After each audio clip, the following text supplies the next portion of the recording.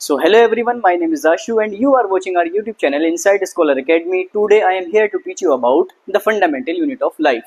आप सभी को पता होगा फंडामेंटल यूनिट ऑफ लाइफ क्या होती है, ऑर्गेनिज्म किस चीज के बने होते हैं, क्या उनकी बेसिक यूनिट होती है। हाँ, मैं बात कर रहा हूँ सेल के बारे में।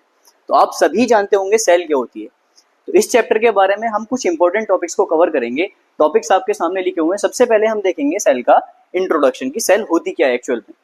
सेल को डिस्कवर किसने किया था सबसे पहले, या सबसे पहले लिविंग सेल को किसने डिस्कवर किया था, क्या क्या स्ट्रेटेजीज हुई थी उनके साथ में, वो सारी चीजें हम इस टॉपिक के अंदर देखेंगे। उसके बाद में हम पढ़ेंगे सेल थ्योरी, उसके बाद पढ़ेंगे cell different shape, size and numbers, उसके बाद में सेल स्ट्रक्चर और लास्टली हम पढ़ेंगे सेल डिवीजन। ठीक है, तो बिना किसी फर्दर डिलेशन के हम शुरू करते हैं अपना टॉपिक। सबसे पहली स्लाइड आपके सामने खुली है इंट्रोडक्शन ऑफ सेल की। सेल का इंट्रोडक्शन क्या होता है, सबसे पहले हम डेफिनेशन की बात करेंगे। तो cell are the structural and functional unit of all living organism, यानी जितने भी लिविंग ऑर्गेनिज्म होते हैं उन सभी ऑर्गेनिज्म की स्ट्रक्चरल और फंक्शनल यूनिट क्या होती है, सेल होती है। यानी आप अपने चारों तरफ जितने भी ऑर्गेनिज्म देखते हो वो सब सेल के बने होते हैं और सेल से ही क्या करते हैं, फंक्शंस करते हैं। इसलिए सेल को स्ट्रक्चरल और functional unit of living organism बोला जाता है। यहां तक बात समझ आ गई। उसके बाद में cell are basic building blocks of all living organism, यानी जितने भी लिविंग ऑर्गेनिज्म बने होते हैं वो सब किसके बने होते हैं भाई, सेल्स के बने होते हैं। यानी सबसे बेसिक बिल्डिंग ब्लॉक्स क्या होती है, सेल्स होती है किसी भी लिविंग ऑर्गेनिज्म की। Every living thing from thinnest bacteria to the largest animal are made up of cell. हर एक लिविंग ऑर्गेनिज्म या हर एक लिविंग थिंग, जैसे छोटे से छोटा बैक्टीरिया और बड़े से बड़ा एनिमल, हर एक ऑर्गेनिज्म किसका बना होता है भाई, सेल का बना होता है। ठीक है, आगे चलते हैं। डिस्कवरी ऑफ सेल के बारे में बात करते हैं। सबसे पहली सेल को डिस्कवर किया था रॉबर्ट हुक ने इन 1665। ये जो सेल डिस्कवर हुई थी ये सेल थी आपकी डेड सेल, यानी सबसे पहली डेड सेल को डिस्कवर करने वाले कौन थे भाई, रॉबर्ट हुक। कब किया था, 1665 में। जब उन्होंने पहली सेल को डिस्कवर किया तो उन्होंने प्लांट कोर के अंदर एक माइक्रोस्कोप से देखा, जो सेल्फ बिल्डिंग माइक्रोस्कोप था, उन्होंने खुद बनाया था उस माइक्रोस्कोप को। तो जब देखा उन्हें हनी कॉम्ब लाइक स्ट्रक्चर उनको नजर आई। उन स्ट्रक्चर के अंदर जो एक पर्टिकुलर रूम था या एक पर्टिकुलर ब्रैकेट आप बोल सकते हो, उस ब्रैकेट को क्या बोला, सेल बोला। देखिए मैं डायग्राम बना के दिखाता हूं। हनी कॉम्ब लाइक स्ट्रक्चर कुछ इस तरह की होती है। इन स्ट्रक्चर में से एक पर्टिकुलर स्ट्रक्चर को उन्होंने क्या बोला भाई, सेल बोला। अब ये जो सेल वर्ड उन्होंने दिया वो एक वर्ड है सेल्यूला। क्या वर्ड है, सेल्यूला। ये सेल्यूला वर्ड जो है लैटिन लैंग्वेज का वर्ड है। किसका वर्ड है, लैटिन लैंग्वेज का, जिसका मीनिंग होता है ए स्मॉल रूम। क्या मीनिंग होता है भाई, ए स्मॉल रूम, यानी एक छोटा कमरा। इस तरह से डिस्कवरी हुई सेल वर्ड की और सबसे पहली सेल की। उसके बाद में सबसे पहले लिविंग सेल को डिस्कवर करने वाले साइंटिस्ट थे एंटोन वॉन ल्यूवेनहॉक, जिन्होंने 1674 में सबसे पहली लिविंग सेल को डिस्कवर किया। यहाँ पर कंफ्यूजन होती है थोड़ी सी। सबसे पहली सेल को डिस्कवर करने वाले रॉबर्ट हुक थे, जिन्होंने 1665 में सेल को डिस्कवर किया, जिन्होंने बताया कि एक्चुअल में सेल होती क्या है। जो पहली सेल थी वो कैसी थी, डेड सेल थी, जो रॉबर्ट हुक द्वारा डिस्कवर की गई। उसके बाद में जो लिविंग सेल थी उनको डिस्कवर करने वाले कौन थे, एंटोन वॉन ल्यूवेनहॉक, जिन्होंने 1664 में सबसे पहली लिविंग सेल को डिस्कवर किया। उसके बाद में सेल थ्योरीज दी गई, यानी थ्योरीज बताई गई सेल्स के बारे में।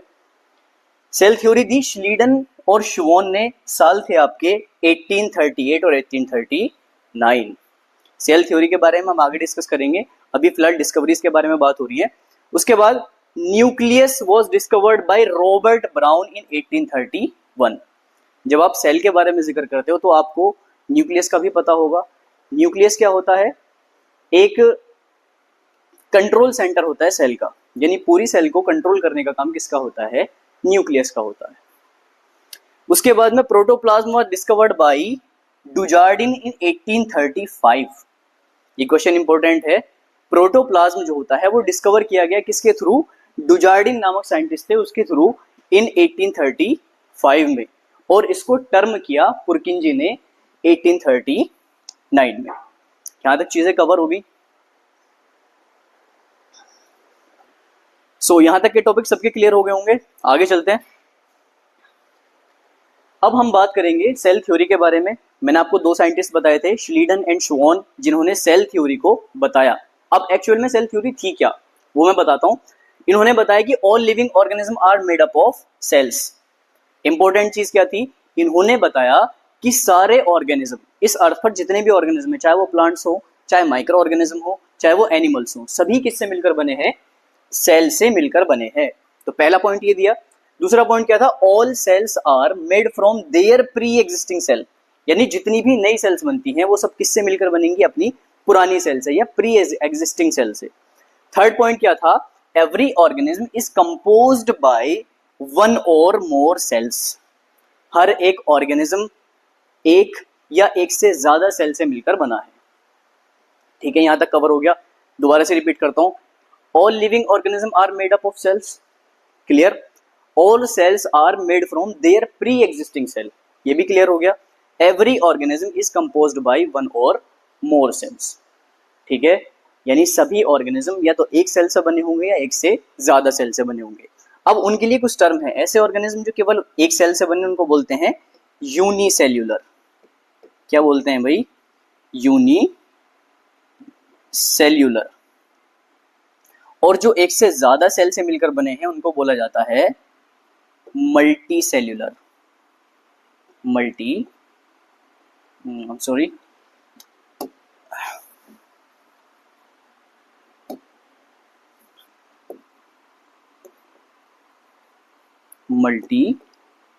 सेल्यूलर। क्लियर, सेल थ्योरी समझ आ गई सबको। चलिए आगे चलते हैं। इसके बाद में बात करते हैं cell shape, size and number के बारे में। यानी हर एक सेल एक डिफरेंट शेप में होगी, डिफरेंट नंबर्स में होगी और डिफरेंट साइज में होगी। अब वो कितनी तरह की सेल्स होती हैं, किस किस तरह की सेल्स होती हैं, ह्यूमन बॉडी में कैसी कैसी सेल्स होती हैं, वो सब आप अगली स्लाइड में देखेंगे। तो देखिए, different size of cells, cells के डिफरेंट साइजेस के बारे में हम बात करें। अगर साइज के बारे में बात करें तो सबसे छोटी जो सेल है वो क्या है, पीपीएलओ, जिसकी फुल फॉर्म होते हैं प्लूरोनिमोनियोलाइक ऑर्गेनिज्म। ये इंपॉर्टेंट, इस पर क्वेश्चन आता है भाई। अब जो प्लूरोनिमोनियोलाइक ऑर्गेनिज्म है, इसका साइज क्या होता है, साइज होता है 0.1 माइक्रोमीटर। अगर मीटर में आपसे पूछ ले तो 1 × 10⁻⁻7 मीटर। क्लियर, साइज के ऊपर क्वेश्चन आएगा, याद रखना। पीपीएलओ का साइज क्या होता है, 0.1 माइक्रोमीटर। और अगर आपसे मीटर में पूछे तो 1 × 10⁻⁻7 मीटर। क्लियर यहां तक। इसके बाद में हम बात करते हैं लार्जेस्ट सेल के बारे में। लार्जेस्ट सेल क्या होती है, ऑस्ट्रिच एग। अब सभी ने देखा होगा, डायग्राम में दिखाई दे रहा है, ये नॉर्मल हैन का एग है और ये किसका एग है, ऑस्ट्रिच का। ऑस्ट्रिच यानी शुतुरमुर्ग। तो इसका साइज क्या होता है भाई, 15 to 18 सेंटीमीटर। क्लियर, अगर सेंटीमीटर में पूछेगा तो 15 to 18 सेंटीमीटर, और अगर एमएम में पूछेगा तो अप्रोक्स 170 mm। साइज का पता चल गया, क्लियर है सब कुछ। आगे चलते हैं। अब डिफरेंट शेप्स ऑफ सेल, यानी ह्यूमन बॉडी के अंदर ये कुछ डिफरेंट शेप्स की सेल्स पाई जाती हैं। जैसे अगर आप वाइट ब्लड सेल्स को देखो यानी WBC को देखो तो वो इस तरह के स्ट्रक्चर में आपको नजर आएंगी। ठीक है, अगर आप RBC की बात करो तो वो इस तरह के स्ट्रक्चर नजर आएगी, बाइकॉनकेव यानी बालूशाही के आकार की। उसके बाद में बोन सेल की अगर आप बात करो तो वो एलोंगेट होंगी यानी लंबी सेल्स होंगी। अगर नर्व सेल की बात करो तो स्टार लाइक स्ट्रक्चर्स होगी। अगर इंटेस्टाइनल सेल की बात करो तो इस तरह की स्ट्रक्चर आपको देखने के लिए मिलेगी। ओवम सेल इस तरह की होगी और स्पर्म सेल इस तरह की होगी। तो एक ह्यूमन बॉडी के अंदर इस तरह की डिफरेंट सेल्स प्रेजेंट होती हैं। क्लियर सबका। चलिए आगे चलते हैं। Different number of cells. अब according to number of cells there are 2 types of organism, as मैंने आपको पहले बता दिया था। सबसे पहला ऑर्गेनिज्म है यूनिसेल्यूलर और दूसरे ऑर्गेनिज्म है multicellular. The organism which are made up of single cell, यानी ऐसे ऑर्गेनिज्म जो केवल एक सेल के बने होते हैं उनको क्या बोला जाता है, यूनिसेल्यूलर ऑर्गेनिज्म। एग्जाम्पल के लिए अमीबा और पैरामीशियम, यहाँ पर डायग्राम आपके बना हुआ है। अमीबा, पैरामीशियम और यूग्लिना, ये तीनों ही क्या हैं, यूनिसेल्यूलर ऑर्गेनिज्म्स हैं। क्लियर। उसके बाद हम बात करते हैं मल्टी सेल्यूलर की। तो the organism which are made up of multi cell, यानी बहुत सारी सेल से मिलकर बने हैं, वो ऐसे ऑर्गेनिज्म को क्या बोला जाता है? Multi cellular organism. जितने भी जानवर आप देखते हो, जितने भी प्लांट्स आप देखते हो, जितने भी एनिमल्स आप देखते हो, वो सब क्या है? मल्टी सेल्यूलर ऑर्गेनिजम्स हैं। यहाँ डायग्राम में आप देख सकते हैं। क्लियर है भाई यहाँ तक? चलिए आगे चलते हैं। अब बात करते हैं सेल स्ट्रक्चर एंड ऑर्गेनाइजेशन की, यानी जिस सेल के बारे में आपने ब्रीफ नॉलेज ली थी, अभी पता किया था कि सेल क्या होती है, हर एक ऑर्गेनिज्म सेल से मिलकर बना होता है। अब हम आगे बात करेंगे कि उस सेल की स्ट्रक्चर और ऑर्गेनाइजेशन किस तरह का होता है। तो अगर हम स्ट्रक्चर की बात करें तो कुछ मेजर चीजें स्ट्रक्चर में पहले आती हैं। सबसे पहली जो चीज है उसको हम क्या बोलते हैं? Plasma membrane. यानी किसी भी लिविंग सेल की आउटर कवरिंग क्या कहलाती है? प्लाज्मा मेम्ब्रेन कहलाती है। आपके सामने लिखा हुआ है, ये क्या है? Outermost covering of cell, यानी किसी भी सेल की सबसे बाहर वाली लेयर क्या होगी? प्लाज्मा मेम्ब्रेन होगी। It allows to permit exit and entry of some materials in and out of the cell. यानी जो सेल मेम्ब्रेन होती है वो अलाउ करती है कि कौन सा सब्सटेंस सेल के बाहर जाएगा और कौन सा सब्सटेंस सेल के अंदर आएगा। कहने का मतलब वो गेट कीपर की तरह काम करती है। गेट कीपर होता है ना, वो गेट पर खड़ा होता है, वो अलाउ करता है कि कौन सा बंदा घर के अंदर जाएगा और कौन सा बंदा घर के बाहर आएगा। इसी तरह से जो सेल्स होती है वो भी अलाउ करती है entry and exist of materials. Clear? It also called selectively permeable membrane. इसको सेलेक्टिवली परमेबल मेम्ब्रेन भी बोला जाता है। क्यों? क्योंकि ये सेलेक्ट करती है सब्सटेंसेस को कि कौन सा सब्सटेंस सेल के अंदर जाएगा और कौन सा सब्सटेंस सेल के बाहर जाएगा, इसलिए इसको क्या बोला जाता है? Selectively permeable membrane. यहां तक क्लियर है? आगे हम बात करते हैं भाई सेल वॉल के बारे में। अब ये सेल वॉल क्या होती है? मैंने अभी आपको बताया outermost covering of cell क्या होगी? प्लाज्मा मेम्ब्रेन होगी। लेकिन कुछ सेल्स ऐसी होती हैं जिनकी outer most covering plasma membrane ना होकर सेल वॉल होती है। कंफ्यूजिंग है, बताता हूं। कुछ ऑर्गेनिज्म जैसे सबसे पहला कौन है भाई? प्लांट है, उसके बाद बैक्टीरिया, उसके बाद फंजाई। ये कुछ गिने चुने ऑर्गेनिज्म ऐसे हैं जिनके ऊपर दो लेयर्स पाई जाती है। पहली लेयर होगी सेल वॉल की और उसके अंदर वाली लेयर होगी सेल मेम्ब्रेन की। क्लियर? देखिए, it is outer covering of cell. Outer से मतलब है रिजिड, ये राइट नहीं है, रिजिड है। मैं यहाँ पे लिख देता हूँ इसकी टर्म, RIGID। रिजिड का मतलब होता है टफ, यानी कठोर। यानी प्लांट्स, बैक्टीरिया और फंजाई की जो सबसे आउटर मोस्ट कवरिंग होती है, जिसको हम सेल वॉल कहते हैं, वो बहुत ज्यादा रिजिड या स्ट्रॉन्ग होती है या हार्ड होती है। Which provides additional support. जो काम क्या करती है भाई? एडिशनल सपोर्ट प्रोवाइड करती है किसी भी सेल को। आप सभी ने देखा होगा कि जो प्लांट्स होते हैं वो एक जगह पर स्टेबल रहते हैं और उन्हें वेरियस वेदर कंडीशंस का सामना करना पड़ता है। तो उन वेरियस वेदर कंडीशंस का सामना करने के लिए गॉड ने उनके ऊपर एक आउटर मोस्ट कवरिंग बनाई है बहुत ज्यादा मजबूत, जिसको हमने क्या बोला है? सेल वॉल बोला है। क्लियर यहां तक? Present in plant, bacteria and fungi. किस किस के अंदर प्रेजेंट होती है भाई? प्लांट्स, बैक्टीरियाज और फंजाई के अंदर क्या प्रेजेंट होती है? Cell wall. अब यहां से एक इंपॉर्टेंट क्वेश्चन आता है कि जो प्लांट, बैक्टीरिया और फंजाई होते हैं उनकी जो सेल वॉल होती है वो अलग अलग सब्सटेंसेस से मिलकर बनी होती है। ये चीज नोट कर लेना।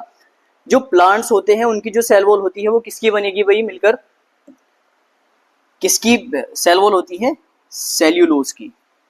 जो प्लांट होते हैं उनकी सेल वॉल सेल्यूलोज की बनी होती है। अगर मैं बैक्टीरिया की बात करूं तो बैक्टीरिया की सेल वॉल किसकी बनी होती है? पेप्टिडोग्लाइकन की। अगर मैं फंजाई की बात करूं तो फंजाई की सेल वॉल किसकी बनी होती है? काइटिन की। तीनों के नाम याद रखना। प्लांट की सेल वॉल की अगर बात करी जाए तो वो सेल्यूलोज की बनी होती है। अगर बैक्टीरिया की सेल वॉल की बात करी जाए तो वो पेप्टिडोग्लाइकन की बनी होती है। और अगर फंजाई की सेल वॉल की बात की जाए तो वो काइटिन की बनी होती है। यहां तक चीजें क्लियर हैं? आगे हम बात करते हैं भाई न्यूक्लियस की। न्यूक्लियस क्या है? न्यूक्लियस होता है control centre of cell.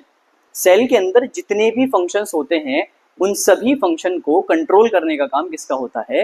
Nucleus का होता है। जैसे ह्यूमन बॉडी के अंदर ब्रेन होता है ना, ब्रेन, वो ब्रेन ह्यूमन बॉडी के सभी कामों को कंट्रोल करता है। इंसान का चलना, बोलना, हंसना, रोना, सारी चीजें ब्रेन से कंट्रोल होती हैं। इसी तरह से सेल के अंदर होने वाले सारे फंक्शंस को कंट्रोल कौन करता है?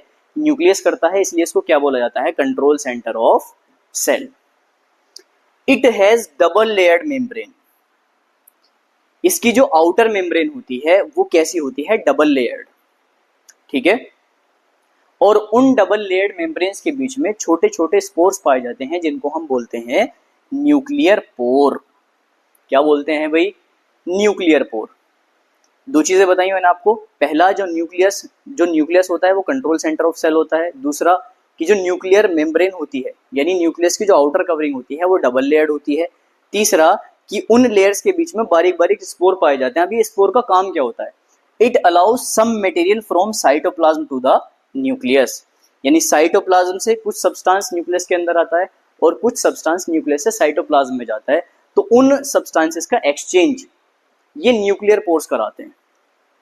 यहां तक बात समझ में? बेसिक सी चीज है, आगे आपको एक्सप्लेन करके बताया जाएगा। अभी केवल यहाँ पर बेसिक चीजें बताई जा रही हैं। उसके बाद हम बात करते हैं साइटोप्लाज्म की। ऐसा लिक्विड या ऐसा फ्लूइड जो सेल के अंदर फिल्ड होता है, सेल के अंदर भरा होता है, उसको हम क्या बोलते हैं? साइटोप्लाज्म। देखिए, fluid content found inside the cell, यानी ऐसा फ्लूइड कंटेंट जो सेल के अंदर भरा होता है उसको हम बोलते हैं cytoplasm. This fluid found inside the plasma membrane and outside the nucleus. ये फ्लूइड साइटोप्लाज्म जो होगा वो न्यूक्लियर मेम्ब्रेन के बाहर और सेल मेम्ब्रेन या प्लाज्मा मेम्ब्रेन के अंदर पाया जाएगा। सपोज कीजिए ये सामने आपके सेल बनी हुई है और ये आपका अंदर न्यूक्लियस है। अब अगर मैं यहाँ पर ये डॉट है इसको मैं डिनोट करता हूं साइटोप्लाज्म के लिए। ये डॉट्स क्या हैं भाई? साइटोप्लाज्म। क्या है? साइटोप्लाज्म है। अब ये सेल की आउटर कवरिंग क्या होगी? सेल मेम्ब्रेन होगी। क्या होगी भाई? सेल मेम्ब्रेन या प्लाज्मा मेम्ब्रेन। Plasma membrane. तो जो हमारा साइटोप्लाज्म है वो कहां पर है? सेल मेम्ब्रेन या प्लाज्मा मेम्ब्रेन के अंदर और न्यूक्लियस के बाहर। यानी प्लाज्मा मेम्ब्रेन और न्यूक्लियस के बीच में पाया जाने वाला सब्सटेंस क्या कहलाएगा? आपका साइटोप्लाज्म कहलाएगा। क्लियर है?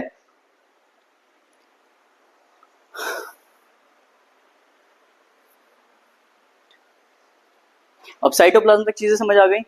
उसके बाद में क्या आता है भाई? Cell organelle. These are essential membrane bound parts of the cell found in the cytoplasm. अब साइटोप्लाज्म के अंदर कुछ एसेंशियल ऑर्गन्स होते हैं जो सेल को डिफरेंट फंक्शंस कराने में हेल्प करते हैं।